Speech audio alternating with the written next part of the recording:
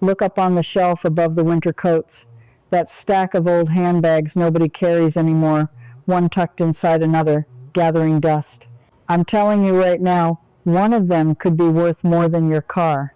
Ordinary purses from ordinary closets are selling for thousands, and most folks hand them to the thrift store for a single dollar. I held one at an estate sale years ago and let it walk right out the door. By the end of this, I'll show you the one handbag that sold for around $10 million. And yes, the kind hiding in homes just like yours. So let me start where almost everyone starts, with the bag they think is worthless. You've seen it. That little metal purse that feels like it's made of tiny chain, cool and heavy in your hand, pooling like liquid when you set it down. Most people call it a flapper bag and toss it in the giveaway pile without a second thought. But that metal mesh has a name, and it has a maker, and that maker has been stamping its work since 1876. The company is Whiting & Davis out of Plainville, Massachusetts. They started making these mesh bags by hand, then by machine, and they never really stopped. Here's the first thing I want you to do. Turn the bag over and look for a small metal tag sewn or riveted into the frame or stamped right into the clasp. If it reads Whiting & Davis, you are holding something with real resale demand.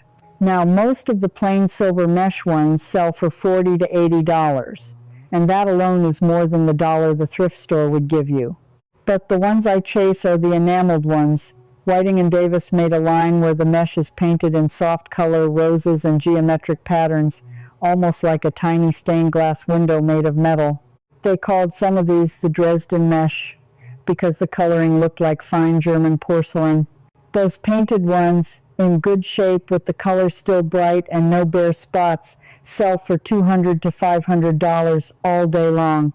I've seen a rare Piccadilly enamel style push past that when the pattern was crisp, so the little metal purse you thought was junk isn't junk at all. But here's the thing that got me hooked years ago. The next bag on my list doesn't even look like it's worth saving, because it's made of wood, and it's covered in what looks like cheap glued-on decoration. That's exactly why people throw it out, and that's exactly why it's worth more. I'm talking about a wooden box purse, rectangular, hard-sided, hinged like a little treasure chest, with a scene decorated across the front. Flowers, owls, birds, a carousel, all built up from paint, glitter, tiny jewels, and little raised pieces. When I first saw one at a church rummage table, I honestly walked past it.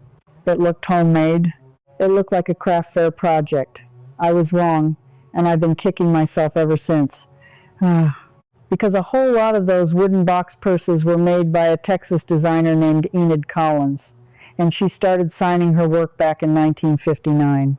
Her bags were the thing to carry in the early 1960s. Here is how you check. Look on the bottom of the box, or on the inside. You are hunting for one of three marks: a full signature that reads Collins of Texas, or a little circle with a lowercase c inside it, or simply the initials EC. If you find any of those, you are holding the real thing, not a copy some crafter made. The common Enid Collins bags, the ones with the sweet little sayings and the flowers, run about $100 to $250. But the rarer scenes, the sophisticated owls, the zodiac designs, the ones with more jewels and better condition, climb to $300 and $400, and the truly hard-to-find ones go higher. Not bad for something that looks like a school art project. I let one sit at that rummage table for $2. Somebody else grabbed it. I think about that bag more than I'd like to admit.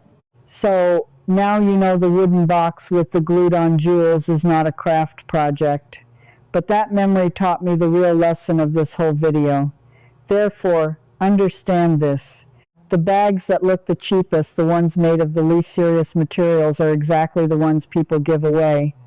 And the next one on my list is made of pure plastic.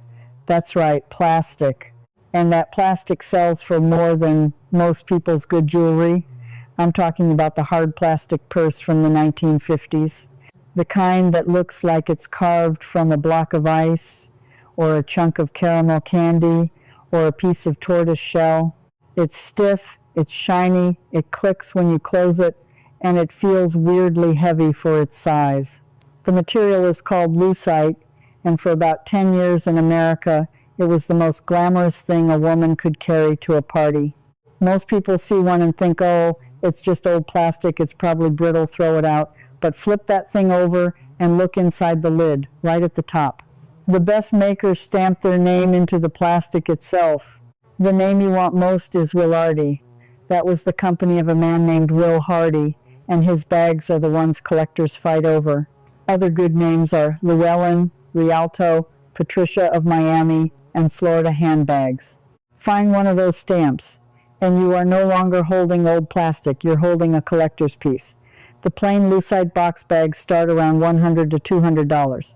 But the special ones, the ones I truly hope you have, are the carved ones, the pearlized swirls, the tortoiseshell colors, and best of all, the confetti Lucite, where you can see little flecks of glitter and gold suspended inside the plastic like a snow globe frozen in time. Those signed Willardy pieces in clean condition regularly sell between $400 and $1,000, and the rarest shapes have gone past $1,500. A plastic purse, more than your grandmother's gold bracelet. But before I go higher, I need to stop and talk to one particular person watching right now. Maybe you've been listening to all this thinking, well, that's nice, but I don't have any fancy bags. My mother's things are just a box of ordinary purses in the hall closet. Plain leather, old fabric, nothing special. This next part is for you especially, so lean in, because I want you to go check something tonight with nothing but your own 2 hands and a lamp. Here's what I want you to do. Take that box of ordinary bags down and go through them one at a time, and do 3 simple things with each one. First, open it up and feel the lining. Run your fingers along the inside. A cheap bag has a thin, slippery lining that feels like it's barely there. A valuable bag has a lining that feels substantial, often a soft leather or a heavy woven fabric, and it's stitched in neat, even rows. Your fingers will know the difference before your eyes do. Second, find the hardware and hold it to the light. The clasp, the little feet on the bottom, the buckle, the zipper pull. On a real quality bag, that metal is heavy, it's smooth, and very often the maker engraved their name right into it. Squint at the zipper pull, squint at the clasp, names hide there. I have found the word Coach, the word Gucci, and even Hermes stamped so small on a metal zipper pull that the family cleaning out the house never once noticed. Third, look for the maker's stamp and know where they hide it. Inside the top edge, on a small leather tab sewn into a seam, on a little cloth label stitched flat against the lining, sometimes stamped in gold letters that have worn almost invisible, so you have to tilt it under the lamp to catch the shine. Gold stamping fades, but the impression stays pressed into the leather. Run your thumb over it. You can feel letters your eyes can't see. I'm telling you to do this tonight because the difference between a $2 donation and a $2,000 sale is often nothing more than one tiny stamp that nobody bothered to look for. The families I watched at estate sales weren't foolish. They were just in a hurry, grieving, overwhelmed, trying to empty a house by Sunday. They didn't know to tilt the bag to the light. Now you do. So don't let a single bag leave your house until you've felt the lining, checked the hardware, and hunted for the stamp. That one habit could change everything. Now, let me take you up a level, because the next bag is one that people genuinely believe is junk jewelry, not a handbag at all. Picture a tiny, hard little evening purse, small enough to fit in your palm, absolutely covered in sparkling crystals. Sometimes it's shaped like an egg, sometimes a little animal, a cat, a swan, a strawberry, a penguin. It sparkles like a jewel, and it has a delicate little chain. Most people assume it's a costume, jewelry trinket, a decorative box, something a grandchild played with. They price it at $5 at the yard sale and pray somebody takes it. But if that little crystal creature was made by Judith Leiber, you are holding hundreds, sometimes thousands of dollars. Judith Leiber was a Hungarian woman who survived unimaginable things and came to America and started her own company in 1963. She hand-set thousands of tiny Austrian crystals onto each metal shell, First ladies carried her bags to inaugural balls. They are jewelry and sculpture and handbag all at once. Here's your check. These are called minaudières, and Judith Leiber signed them.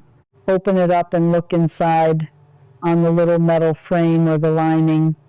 You are looking for the name Leiber, sometimes with her full name Judith Leiber, sometimes a small oval plaque. The inside is often lined in gold-toned leather or kidskin, and it usually holds a tiny mirror and a little coin purse or comb made to match. That level of finish is your tell. Costume trinkets don't come with a fitted mirror and a matching comb. The everyday Leiber minaudières sell for $800 to $2,000. The rarer figural shapes, the animals, and the whimsical fruits in mint condition with the original box and dust bag climb to $3,000, $4,000, $5,000, and the truly rare designs go higher at auction.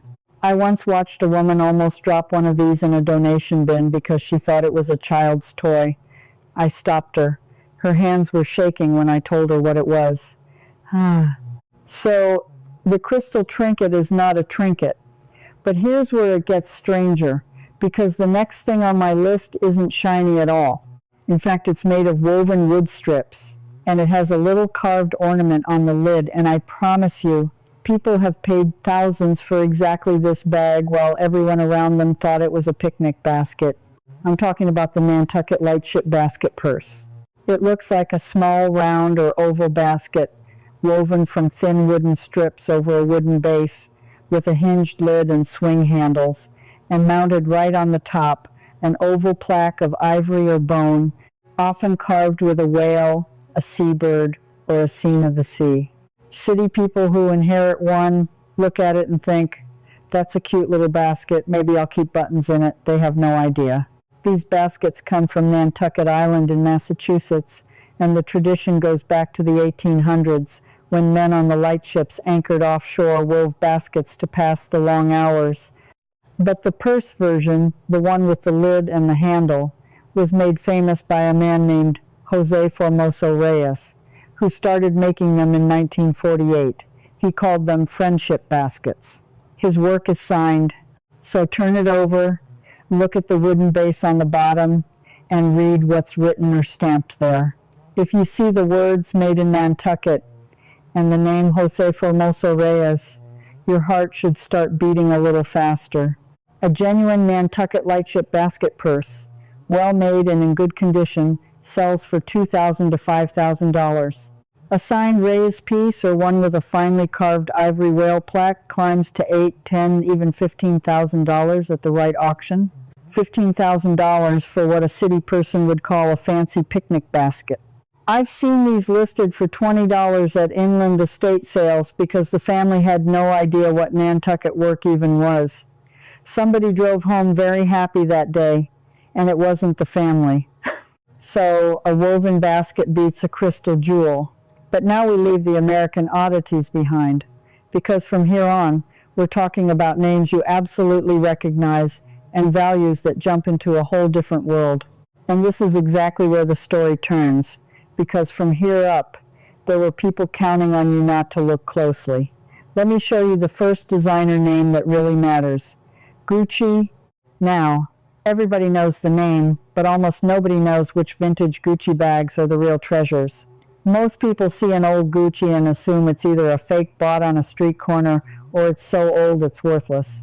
Both assumptions cost people money. That woman almost lost hundreds because nobody had ever shown her where a maker signs her work.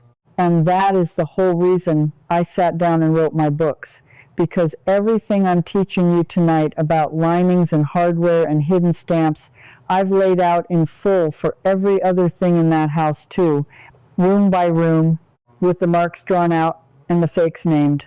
The bags are only one shelf.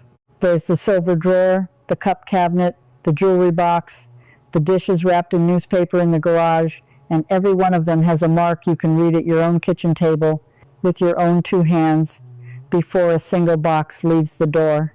No dealer, no appraiser, no guessing. If you want the complete system I use, scan the QR code right there on your screen, link in the description, pinned comment, then come right back, because we are nowhere near finished. because the next thing on my list isn't shiny at all, and it fools people even worse than a crystal cat does. Here's what to look for. The bag you want most has a handle made of bamboo, curved and glossy, a warm honey brown wood that Gucci first started using back in 1947 when good leather was scarce after the war. They heated and bent real bamboo into that arched handle, and it became one of the most copied designs in the world. But the real vintage ones have quality, the copies never match. There's also the Jackie bag, a soft crescent-shaped shoulder bag named after Jackie Kennedy, who was photographed carrying it constantly. Check inside for the maker's stamp, usually a small leather tab or a gold heat stamp reading Gucci, often with Made in Italy, and on the older ones a serial number stamped into a leather patch. Feel the leather.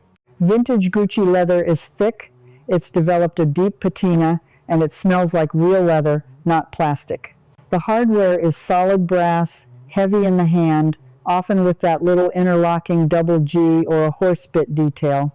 A genuine vintage Gucci bamboo bag in good shape sells for $800 to $2,000, and clean examples of the sought-after styles go well past $3,000.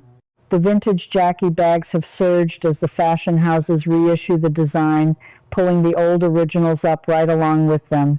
People who kept mom's old Gucci in a dust bag in the closet are cashing in right now while everyone else assumed theirs was fake. But Gucci is where the price ladder really starts to climb, and the next name doubles it.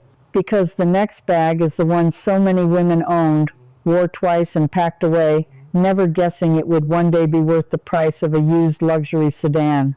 Chanel. Specifically the quilted flat bag. You know the look. Soft diamond quilted leather, a long strap made of chain woven through with leather, and a front clasp. Millions of women bought them or received them as gifts, wore them to a few special dinners, and tucked them away in a closet, thinking of them as a nice old purse.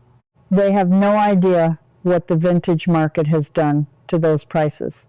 Let me give you the history that dates them, because it's also how you spot the good ones. Coco Chanel released her famous quilted shoulder bag in February of 1955. That's why collectors call it the 2.55. The original clasp is a simple rectangular twist lock called the Mademoiselle lock, because Coco herself never married.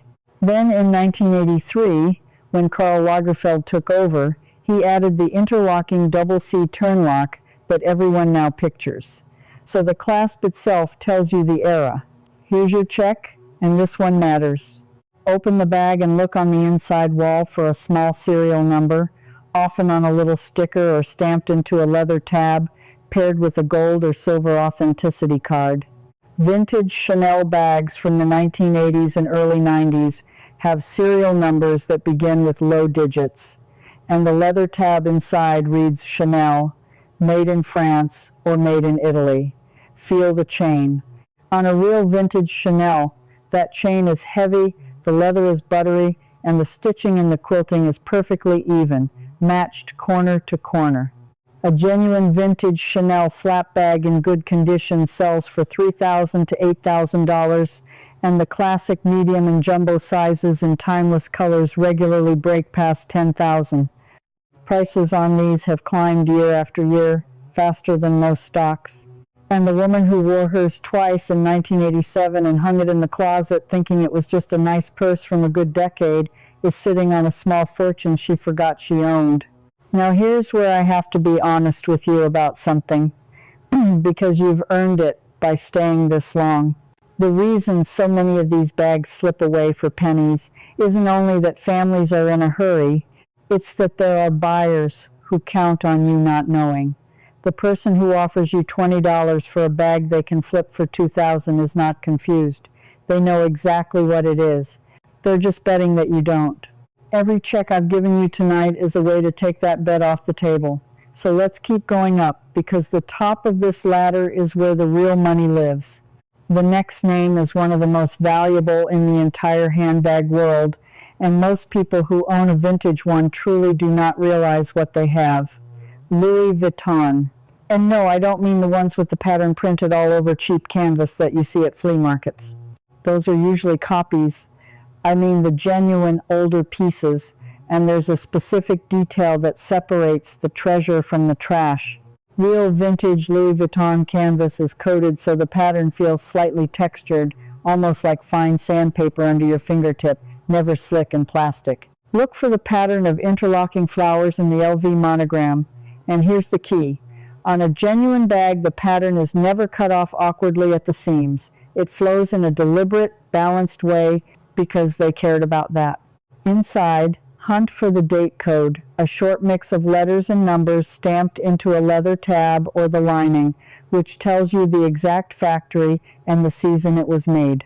Older bags may show a stamp reading Louis Vuitton, made in France, with that soft, warm patina on the leather trim that only comes with decades.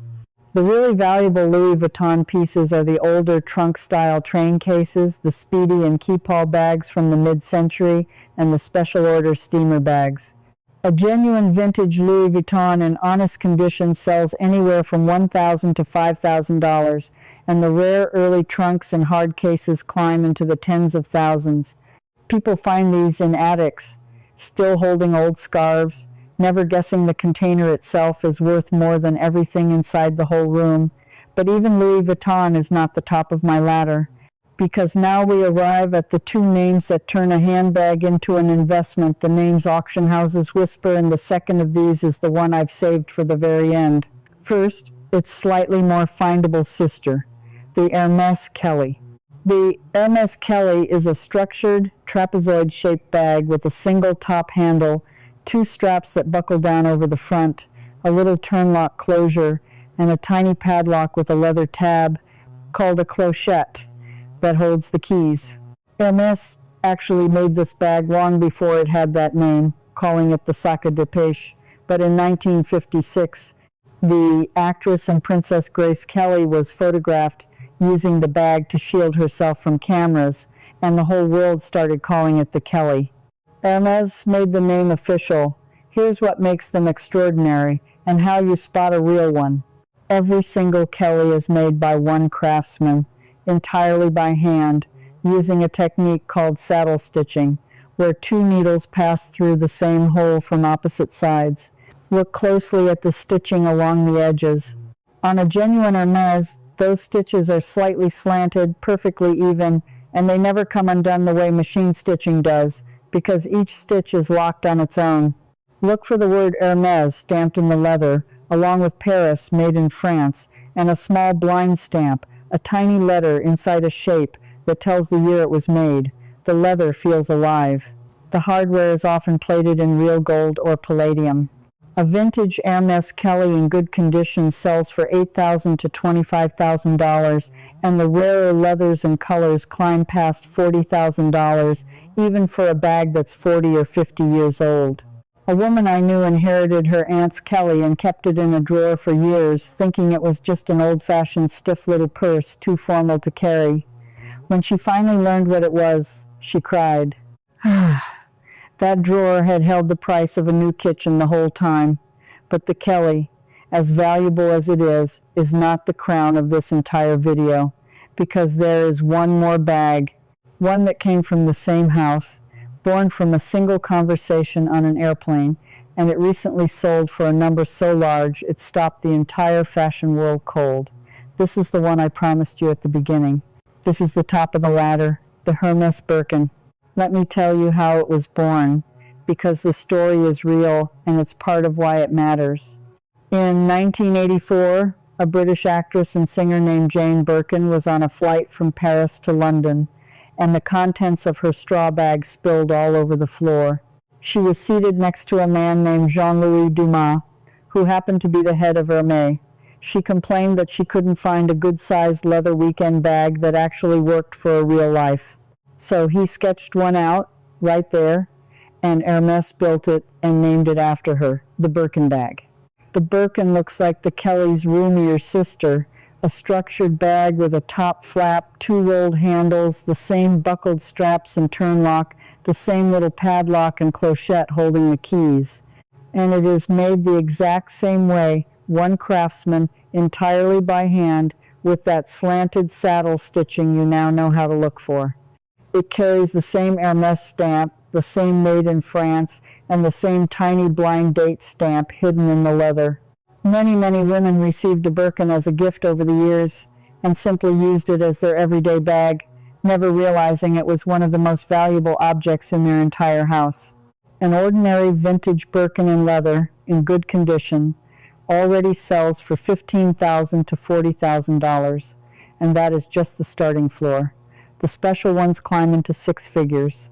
The famous Himalaya Birkin, made of pale graduated crocodile with a diamond-set clasp, has sold at auction for well over $300,000, and one crossed the $500,000 mark for a handbag. But I promised you the single most valuable one, the one that sits at the very top of everything I've shown you tonight, and here it is.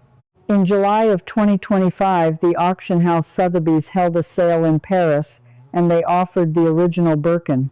Not a copy, not an early model, but the actual first one, the very prototype that Hermès made for Jane Birkin herself, the one she carried for years, with her initials on the flap and marks of her real life worn into the leather.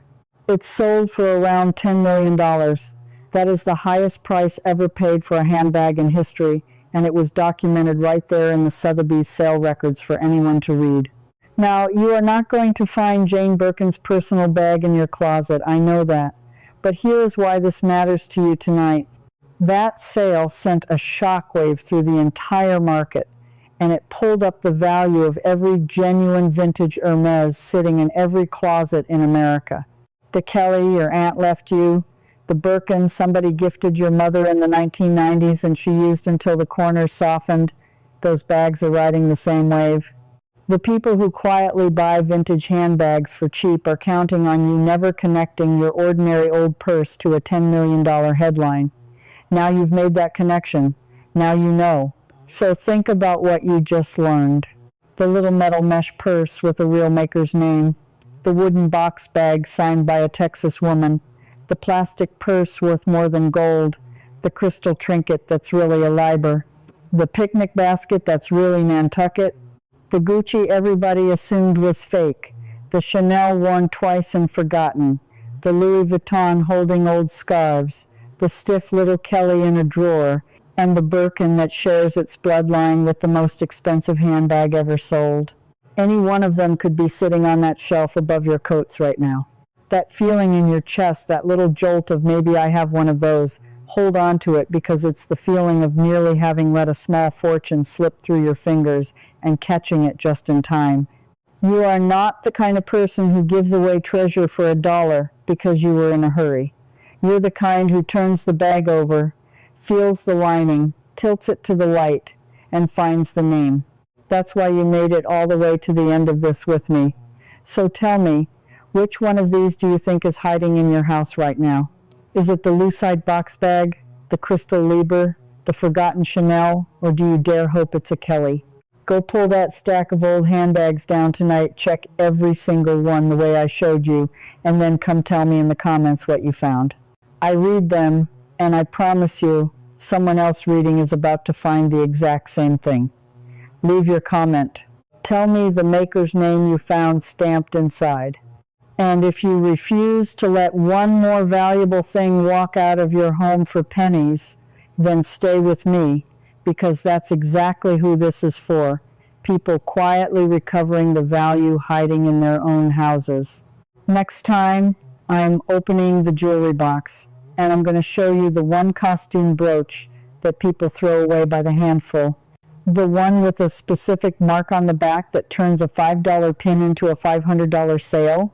Come find it with me. Your closet already gave up its secrets tonight. Let's see what your jewelry box is hiding. Before you go, one thing. This video gave you the overview, but inside the hidden treasure circle I take you further, with the full Maker's Mark guide, so you can check every purse yourself. And if you're unsure, ask me straight out, and a real person, me, answers you. You won't be doing this alone. You'll belong with collectors like you. Just point your phone's camera at the code on screen. Cancel anytime, one click. Now, before you sell anything, there's one more thing hiding in your jewelry box. Those old brooches could be worth a small fortune too, and some you should never sell. Let me show you which ones. Right here.